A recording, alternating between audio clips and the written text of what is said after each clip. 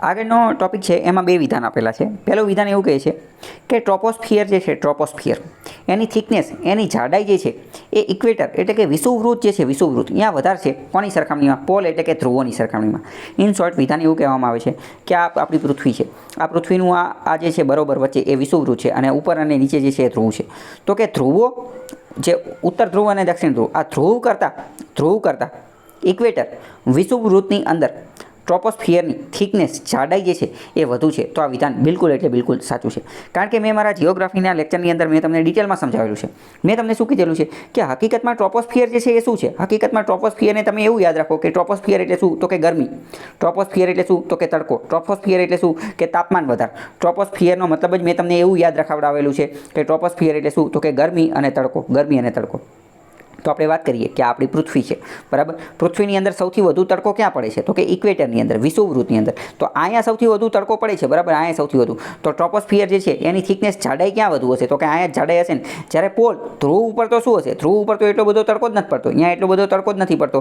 તો પછી અહીંયા એની જાડાઈ જે છે એ કેવી હશે? ખૂબ ઓછી હશે અથવા નહિવત હશે બરાબર. એટલે જ મેં તમને આને આ જે મેં તમને ત્યારે પણ કીધું હતું આ પ્રકારના ક્વેશ્ચન પૂછાય એટલે મેં તમને ત્યારે જ કીધું હતું કે આ પ્રકારના ક્વેશ્ચન હોય તો એને આપણે એવા કીવર્ડથી યાદ રાખવાના. ટ્રોપોસ્ફિયરને તમારે યાદ જ તે કોના આધારે રાખવાનું? તડકાના આધારે, તાપમાનના આધારે, ગરમીના આધારે બરાબર.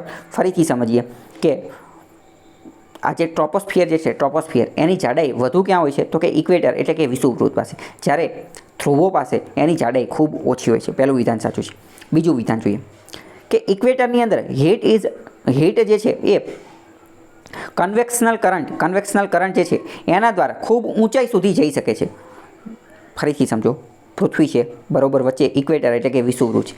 વિષુવવૃત્તની અંદર હીટ એટલે કે ગરમી, તડકો જે છે એ ટ્રાન્સપોર્ટ થઈ શકે છે ખૂબ વધારે ઊંચાઈ સુધી કન્વેક્શનલ કરંટના કારણે. તો એ વાત સાચી છે કારણ કે મેં તમને પહેલાં તો કીધું કે બરોબર વચ્ચે જે છે એ કન્વેક્શનલ કરંટ, અહીંયા જે તરંગો જે હવા પવનો જે છે કન્વેક્શનલ કરંટ જે હાલતા હોય એના કારણે હીટ ખૂબ વધારે ઊંચાઈ સુધી જઈ શકે છે અને તડકો ખૂબ વધારે ઊંચાઈ સુધી જઈ શકે છે. એટલે ટ્રોપોસ્ફિયર જે છે એની થિકનેસ જે છે એ વધારે હોય છે. તો હકીકતમાં શું હોય છે કે બંને વિધાન સાચા છે અને બીજું વિધાન જે છે એ પહેલા વિધાનની સાચી સમજણ પણ આપે છે.